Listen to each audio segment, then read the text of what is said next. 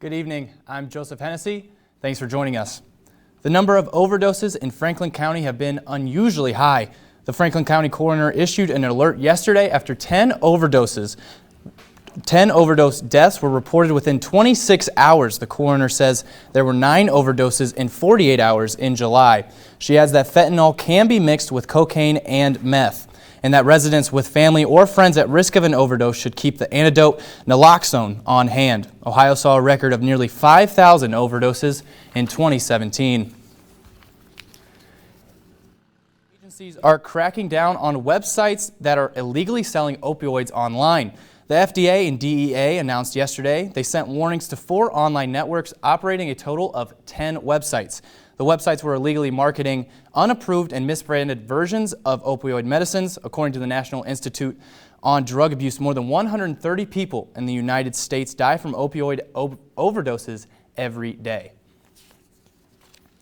Governor Mike DeWine is taking steps to combat gun violence. His plan is to free up space at state psychiatric hospitals for people threatening violence or suicide. Right now, about 97% of the beds in the state's psychiatric hospitals are occupied, but some of those people are facing nonviolent criminal charges. DeWine's plan also pledges to back red flag laws. An Ohio University fraternity is under investigation. Acacia was issued a cease and desist order yesterday, meaning the organization has to stop all activities.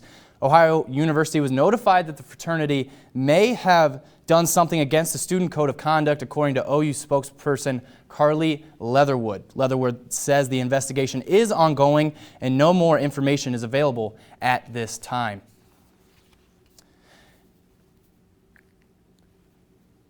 Alrighty, now we're going to toss it over to weather. Sorry about that. To Matt. Matt, what do you got for us over in the Weather Center? Well, right now we're currently sitting at a nice, hot 88 degrees here in Athens. We're seeing some of those southwest winds coming out about 8 miles per hour. It's nice and breezy out there. Across the region, we're quite mild still at this 6:30 hour. 90 down in Ironton, 90 in Ripley, 90 in Marietta, and our cooler spot up in Cambridge at 86. Those Columbus schools closed today. They were at 89 degrees right now, so I just imagine what they were earlier this afternoon into the upper 90s. Now for tonight, we'll drop just to 79 degrees by 8 p.m., so a mild evening. See those clear skies. Of course, sunset right about 7:15 is our sunset. By midnight, we drop down to 68 degrees, slightly cooler, so not dropping off too much, even with those clear skies. By 4 a.m., if you're waking up quite early, 65 degrees and mostly clear skies. We can see those temperatures bottom out about 64 degrees before that sun comes up and warms us up once again. So we'll see those hot conditions continue into the day tomorrow, and we'll continue into the rest of our work week before a strong cold front moves through, gets us cooled down before our weekend, make it feel more like fall. The first day of October does not feel like the first day of fall. No, it does not at all. It feels hot. You know, I know a lot of people probably aren't liking it, but yeah, you said we're going to get into that cooler weather, a little chilly. Oh. Hopefully we can wear some sweaters coming up. I'm tired of wearing t-shirts. Yeah, I'm ready for that sweater weather, definitely. The inquiry into the impeachment of the president is heating up in Washington as Democrats push forward and the president and his aides push back. This current inquiry all depends on how lawmakers interpret a July 25th phone call between President Donald Trump and his Ukrainian counterpart. Nadia Romero explains what we know and what is still to come.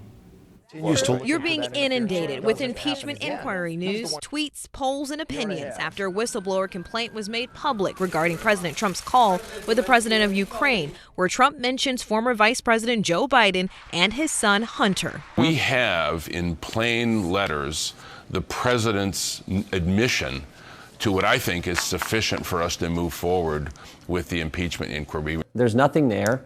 So I respectfully disagree with my colleagues who think that there needs to be a further inquiry here. The president's allies taking to the airwaves. The House wants to spend the last 3 years harassing this president, and I gather we're going to get another chapter of that with the impeachment episode. But more than 220 House Democrats publicly support the impeachment inquiry. And Monday, House Democratic leaders issued a subpoena to the president's personal lawyer, Rudy Giuliani, for documents related to his Ukrainian work. I'll get all my evidence together. I'll get my charts. I don't know if they let me use videotapes and tape recordings. Secretary of State Mike Pompeo, who was also reportedly on that call with the Ukrainian president, tweeting his concerns Monday that House Democrats are attempting to intimidate, bully, and treat improperly people who may have been involved. In Washington, I'm Nadia Romero. According to a CNN poll released last week, 47% of the country now supports impeachment. President Trump and Kim Jong-un will meet again. The State Department confirms working-level talks are planned for next week with North Korea. North Korea has delayed testing long-range missiles, but it is still testing short-range and submarine-launched missiles. President Trump has met with North Korean leader Kim Jong-un 3 times. It took almost a year to get to trial, but it took less than a day to reach a verdict. After days of emotional testimony, a former Dallas police officer was found guilty of murdering her neighbor during what she said was a case of mistaken residence. Steve Nannis has more.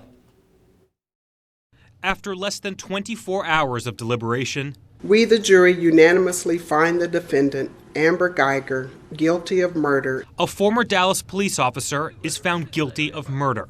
Amber Geiger was indicted last year after fatally shooting her neighbor, Botham John, when she walked into his apartment.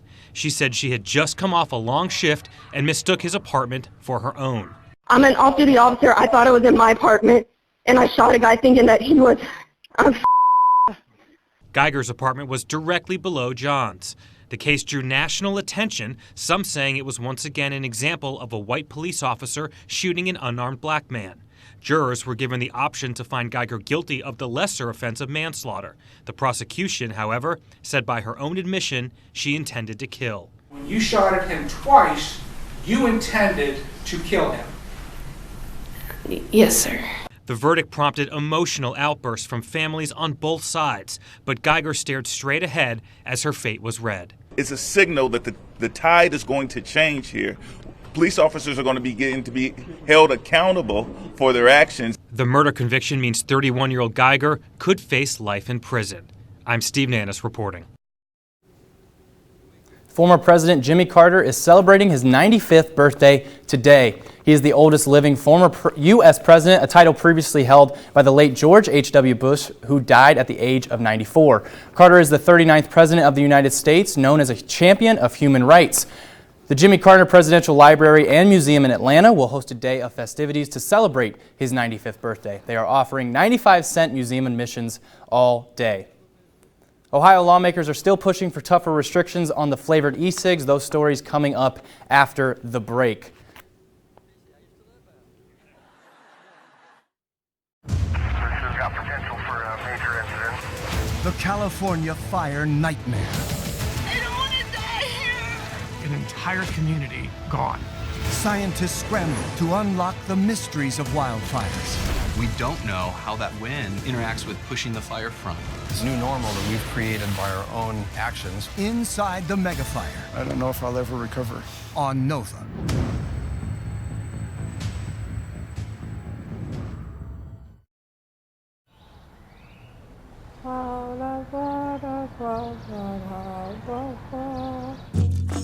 Three carefree brothers drop everything to tend to their aging grandmother. ¿Cómo puedes decir que no hay conciencia? Párate, América, párate, por favor. Discover the joy and sacrifice of being there till the end. America on POV.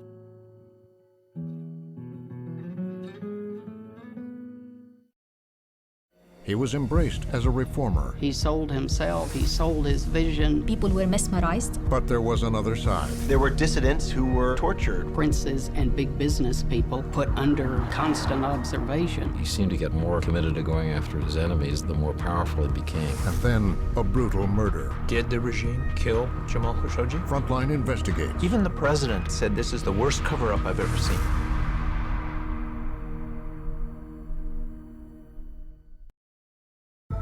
This is the closest we'll get to an alien on Earth.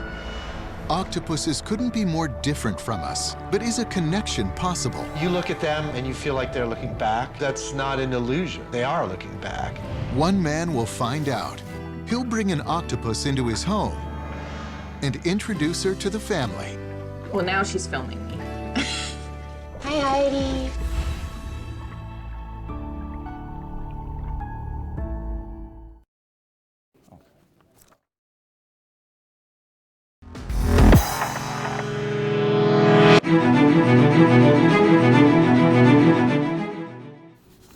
Republican Representative Tom Patton is proposing a bill that does just what DeWine is pushing for. The bill would ban the sale of all flavored e-cigarettes. But while the governor supports this move and says he believes it's the flavors that are getting kids addicted, he says all the state's efforts will not interfere with the adult smoker. Still, OHVTA does not support the bill. We're not judging, nor are we interfering with an adult smoker who has made a decision that they are better off vaping than they are continuing down the path of tobacco. Earlier this year, Ohio raised the legal age to buy tobacco and nicotine products from 18 to 21. There are now 14 confirmed related deaths in the United States. Yesterday, Nebraska announced its first death due to severe lung disease associated with vaping. Health officials say vaping-associated lung injuries were not tracked by public health agencies until August. But now that the problem is recognized, states are discovering cases that occurred before August. The Ohio Department of Health says the number of induced abortions in the state continued a downward trajectory last year. The department released a report today stating that more than 20,000 abortions were reported last year. That is a 2% drop from 2017. 56% of those abortions involved pregnancies of less than 6 weeks. Those types of pregnancies would be affected under the Ohio abortion ban. A court challenge has blocked that ban. Unusually high temperatures and little rainfall have caused a mild drought to spread across some counties in southern West Virginia. The National Weather Service noted last week that several counties were dealing with a moderate drought. The designation indicates that water shortages are developing, or as streams, reservoirs, and wells, they're expected to run low. The State Division of Homeland Security and Emergency Management says local agencies have assisted farmers who reported struggling to provide livestock with water. Climate monitoring sites in the state recorded less than a single inch of rain during September. Some local agencies have asked residents to conserve drinking water and avoid using water for non-essential purposes like washing cars. It's October, but the weather doesn't feel like fall yet. Record-breaking heat is sweeping most of the U.S. That story is still ahead. And we'll get to that record heat for the rest of the week and those dry conditions. We'll take a look back at what we saw in September and how dry we really were. Thanks, Matt, but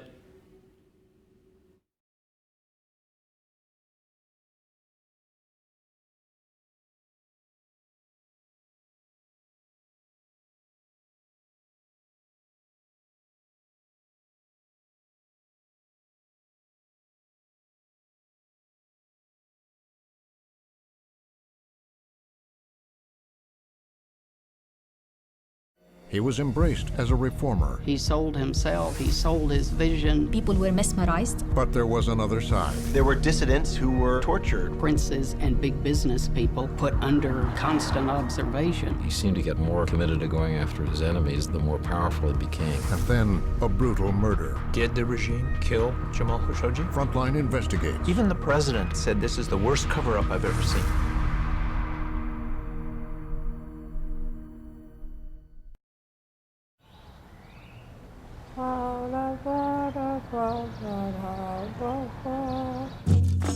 Three carefree brothers drop everything to tend to their aging grandmother. ¿Cómo puedes decir que no hay conciencia? Párate, América, párate, por favor. Discover the joy and sacrifice of being there till the end. America on POV.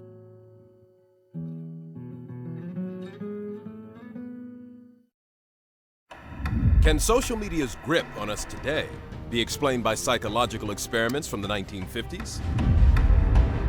How protests by black athletes today are connected to those of the past. There's no such thing as staying in your own lane in sport.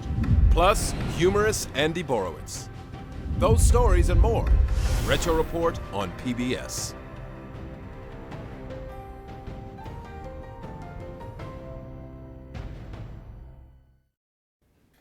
What's up, everyone? My name is Joseph Hennessy, and I'm the host of Gridiron Glory. Our shows air on Friday nights at 11:30 p.m. and on Saturdays at 11:30 a.m., so don't miss out on Southeastern Ohio football. We're going to be at Wellston my old hometown, Washington Courthouse this week, South Gallia, Waterford, and our game of the week is at New Lexington against Tri-Valley. So follow all of our content on WOUB.org and our social media accounts. And remember, there's nothing better than Friday nights and Gridiron Glory. See you Friday.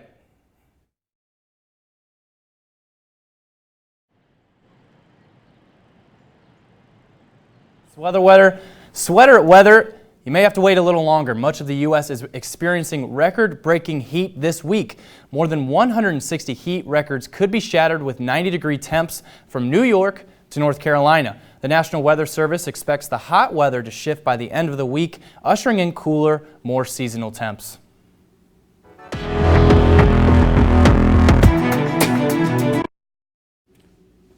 And yeah, we're going to stay hot and oppressive in the next coming days, but don't worry, a cool down is on the way so you can get those sweaters out, and we'll take a look at our next chance for rain, speaking of those drought conditions. So right now, across the region, again, for tomorrow, we're going to see 93 down in Ironton. Those hot, oppressive, humid days are going to stick around. 91 here in Athens, so I expect we break another record. 88 up in Newark and 90 in Columbus and 92 down in Jackson. The almanac today, it's starred because we hit a record. 87 degrees was the record last held in 1986. We hit 92 for a high today. Of course, that's 22 degrees above normal. And the low temperature, I mean, that's pretty mild for this time of the year as well. It's like midsummer temperatures out there. Looking at our 7-day forecast, you see tomorrow, we see 91 degrees. Again, hot and humid conditions stick around. Thursday, 92 degrees, still hot. That cold front will move through late Thursday night and into Friday, 72 degrees. Beautiful conditions to start off our work week. By our weekend, excuse me. By Saturday, 74 degrees, 75 on Sunday. We're staying dry, so we're not going to improve those drought conditions anywhere anytime fast. For start of our next work week, we stick around with those seasonable temperatures, 72 and 70 degrees for Tuesday as well. Taking a look at tonight, we see those mild conditions, 79. We drop down to 68 degrees, 65, mostly clear conditions by 4 a.m. And that's, we'll look at the 7-day forecast once again. Joe, we've just got a couple more days before we see that sweater weather move in. Thanks, Matt. A major change in the world of college athletics is here. It's the Fair Pay to Play Act, which gives California athletes the right to earn money from their likeness. John Lawrence reports. Talk about a game changer. Oh, you ready? Let's do it, man. All right. Now law in California, man.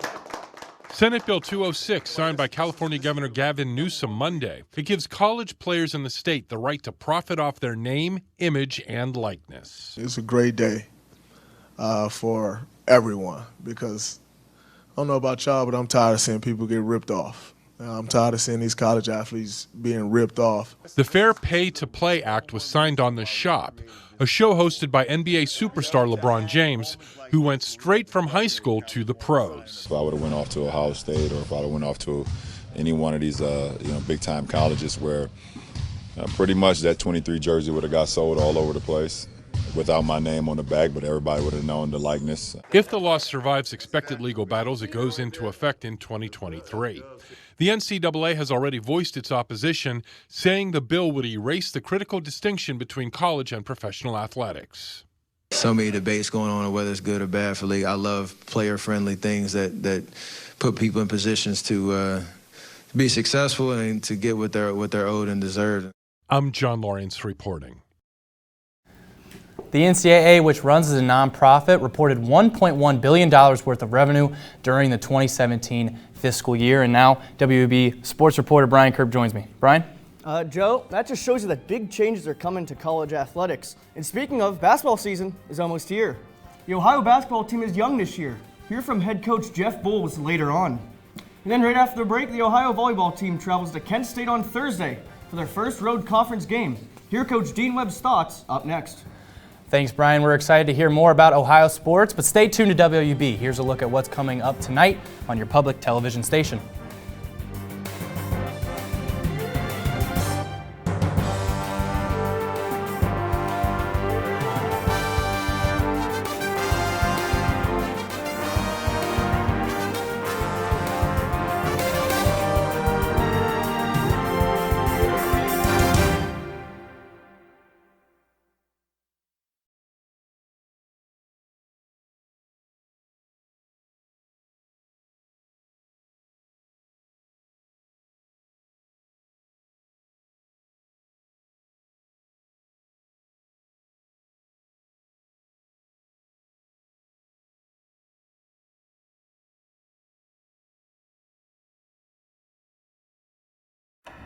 Can social media's grip on us today be explained by psychological experiments from the 1950s? How protests by black athletes today are connected to those of the past. There's no such thing as staying in your own lane in sport. Plus, humorous Andy Borowitz. Those stories and more. Retro Report on PBS.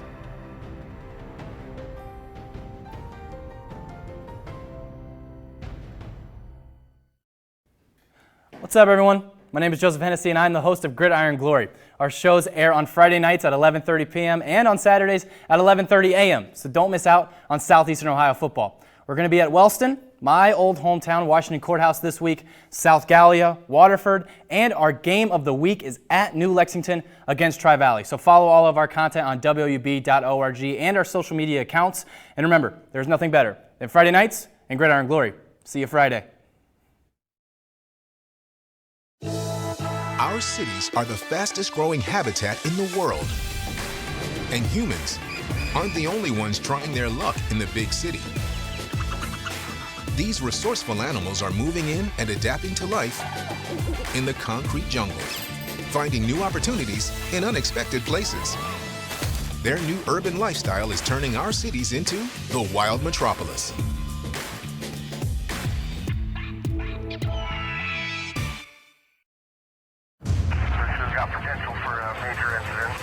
The California fire nightmare. I don't want to die here. An entire community gone. Scientists scramble to unlock the mysteries of wildfires. We don't know how that wind interacts with pushing the fire front. This new normal that we've created by our own actions. Inside the megafire. I don't know if I'll ever recover. On Notha.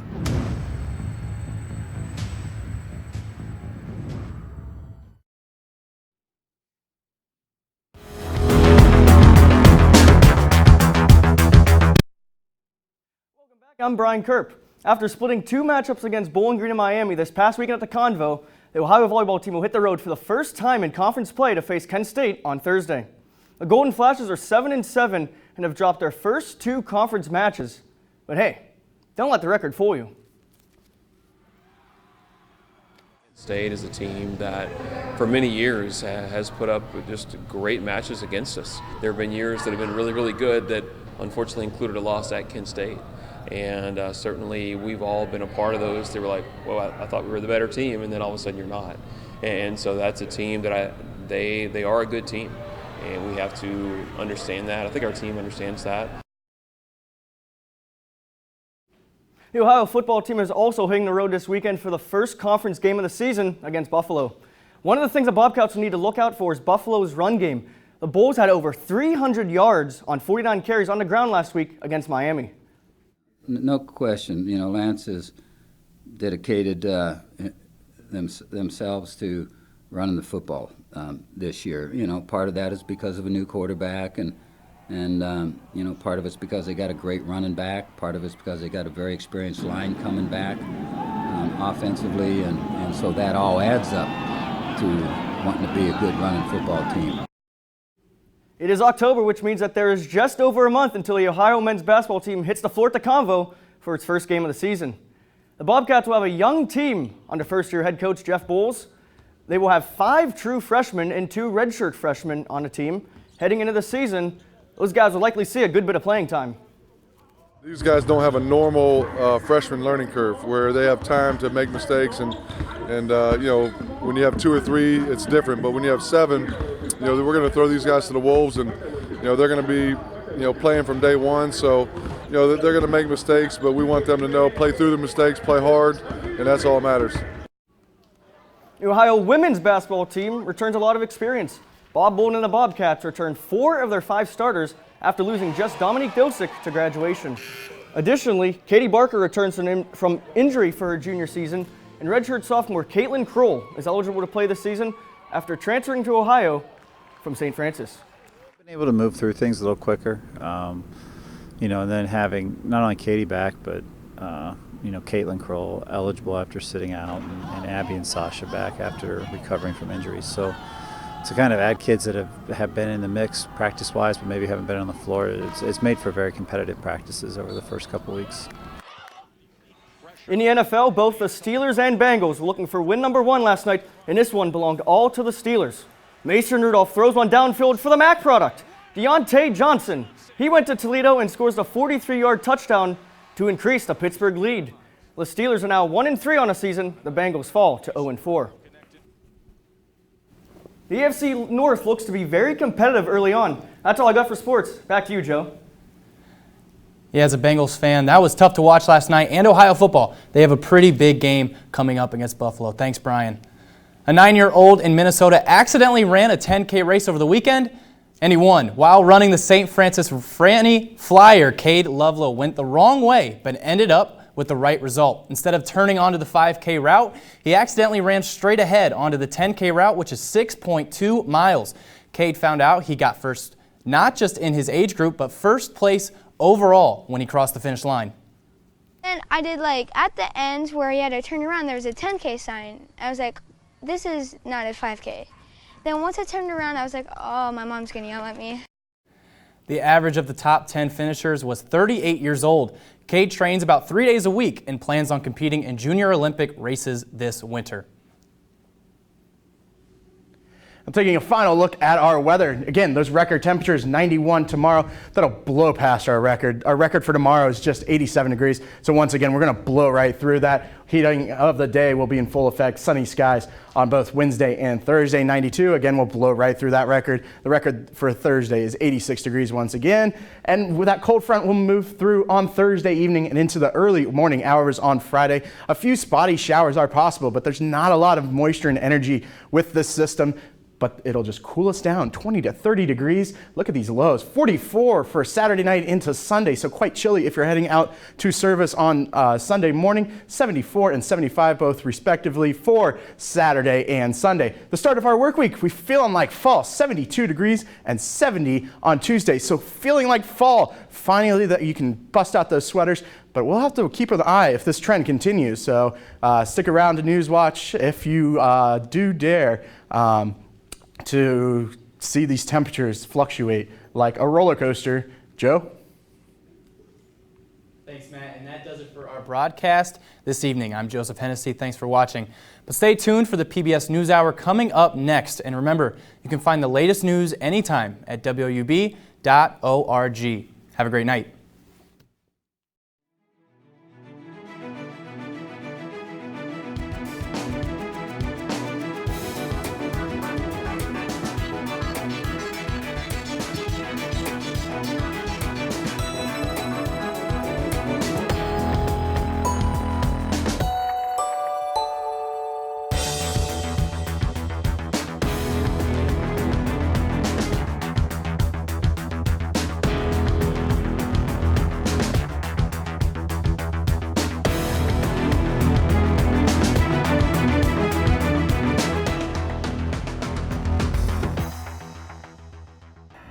Can social media's grip on us today be explained by psychological experiments from the 1950s? How protests by black athletes today are connected to those of the past. There's no such thing as staying in your own lane.